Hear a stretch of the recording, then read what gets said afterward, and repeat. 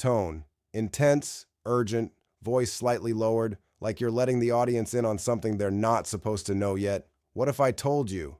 The ceasefire didn't stop the war. It just moved it somewhere you can't see. Beneath the surface of the ocean, a whole new kind of conflict has already begun. Stay with me. This one's going to change how you see everything. Tone, measured, serious, like a seasoned journalist delivering breaking context, not panicking, but gravely concerned. Here's something nobody's really talking about. When the war was actively happening, China stayed quiet. Russia said nothing. The Gulf nations kept their heads down. But the moment a ceasefire was declared, everybody suddenly woke up. Everybody got active. And the reason is pretty obvious when you look at what's actually happening on the ground, or rather, on the water. The shooting has stopped. The ceasefire is holding. But the economic blockade, that's still very much alive. America has locked it down tight. And the choke point they've blockaded, that's territory Iran controls. And Iran isn't letting a single ship through. Slight pause. Let this land. We're talking about nearly 200 small Iranian fast boats, armed with machine guns, shoulder-fired missiles, short-range rockets, patrolling the Strait of Hormuz in both directions. Constantly. Aggressively. Tone picks up. Building tension. No shipping company on Earth right now is willing to bet that the U.S. Navy will protect them if things go sideways. Not even ships flying the flags of countries that are friendly with Iran feel safe enough to pass through. And here's the kicker. It's not just oil tankers. Commercial cargo ships carrying nothing related to energy have also stopped dead in their tracks. Trade through one of the world's most critical waterways has essentially frozen overnight. And that's when China entered the conversation. Tone, sharp, pointed.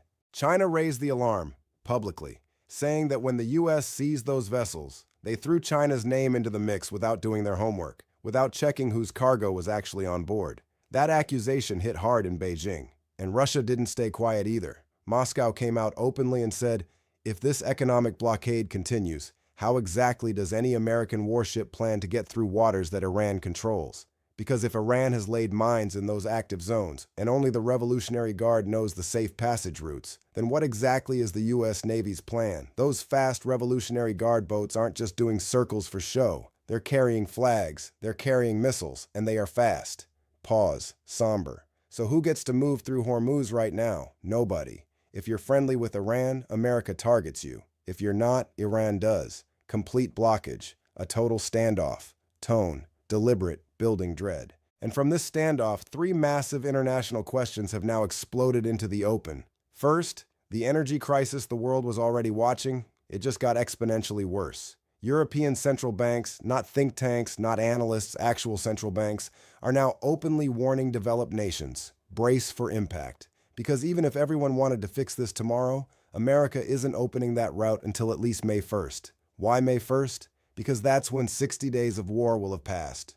President Trump launched this military operation without congressional approval. He had a 60-day window. After that, he has to go back to Congress. Democrats had already tried to push through 6 different proposals to claw back some of Trump's war powers. Republicans held them off. But now, even some Republican senators have signed on, saying after 60 days you come before Congress, you explain everything, you justify the mission. Beat.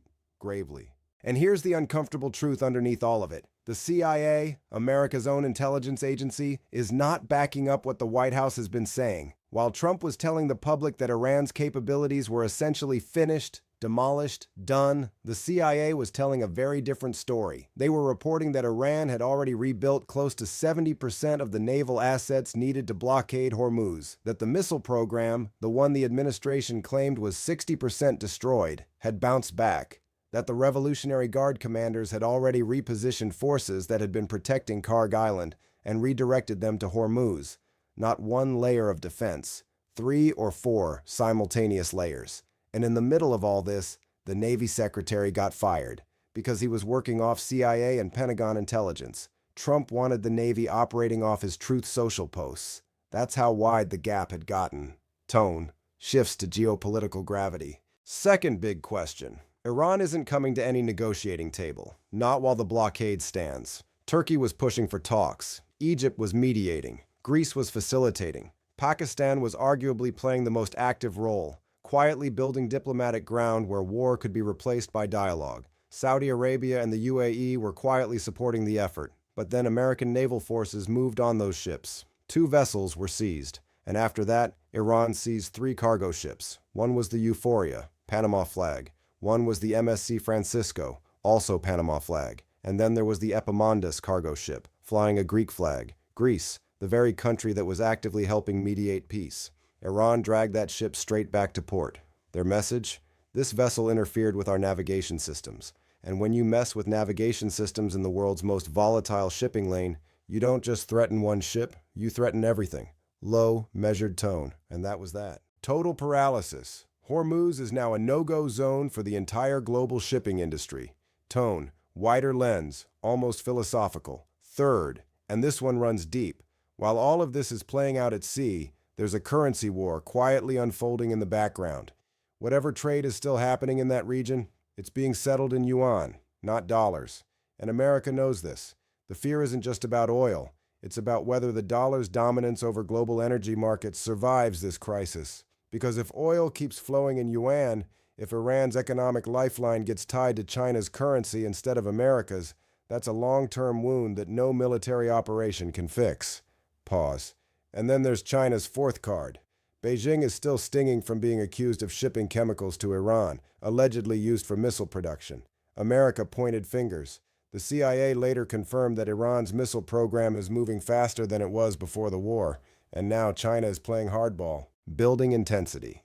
Xi Jinping is heading into the May 14-15 summit with Trump, and the message coming out of Beijing has gotten a whole lot sharper. It's not just about tariffs anymore. It's not just rare earth minerals or semiconductors or fertilizer or natural gas. Now China is openly bringing Taiwan back to the table, publicly, stating that Taiwan is Chinese territory and that it should not even come up in American conversations.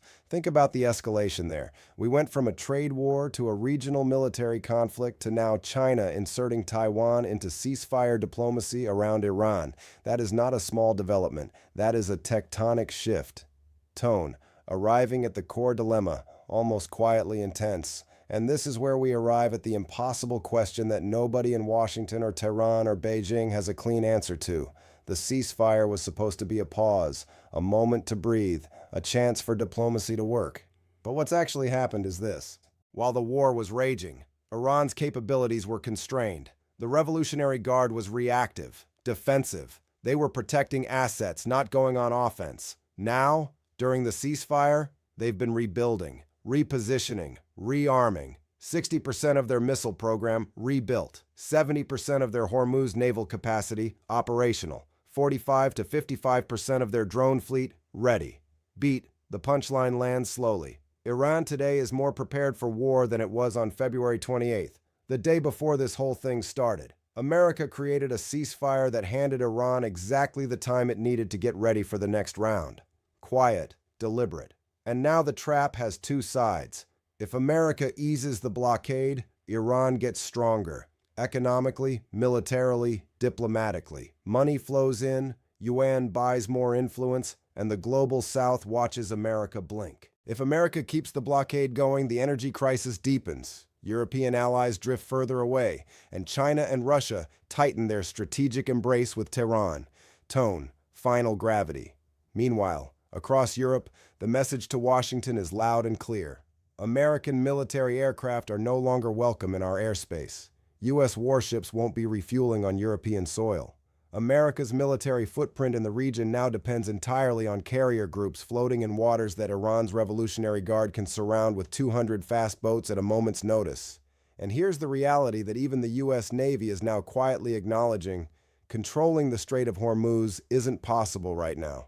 A massive American warship is a big, slow-moving target in those narrow waters. The Revolutionary Guard doesn't need a fleet to match it. They need speed, and they have it. They come in from every direction. They go straight for the engines. Final beat, measured, sobering. No one knows what comes next. That's the honest answer. If May 1st arrives and America still won't lift the blockade, and Iran still won't sit at the table, the question isn't whether a second conflict is possible. The question is whether the world's most critical energy corridor will ever function the same way again. Closing. Slow, reflective. War was dangerous. But this ceasefire might be more dangerous. Because at least during the war, everyone knew where the lines were. Right now, nobody does.